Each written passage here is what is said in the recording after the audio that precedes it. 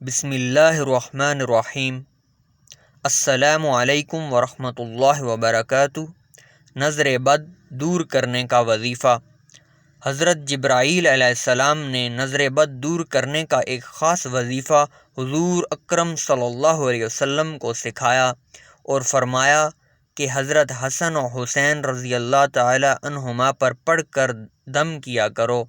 ابن عساکر میں ہے کہ جبرائیل علیہ السلام حضور صلی اللہ علیہ وسلم کے پاس تشریف لائے۔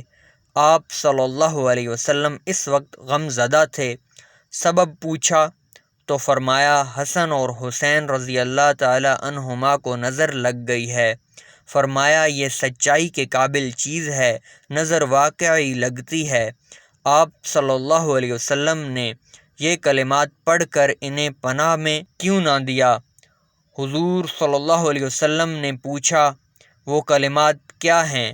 فرمایا یوں کہو، اللہم ذا السلطان العظیم والمن القدیم ذا الوجہ الکریم ولی الکلمات التامات والدعوات المستجابات عاف الحسن والحسین من انفس الجن واعین الانس۔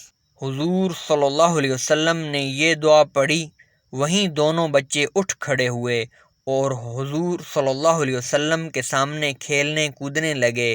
حضور صلی اللہ علیہ وسلم نے فرمایا، لوگو اپنی جانوں کو، اپنی بیویوں کو اور اپنی اولاد کو اسی پناہ کے ساتھ پناہ دیا کرو، اس جیسی اور کوئی پناہ کی دعا نہیں۔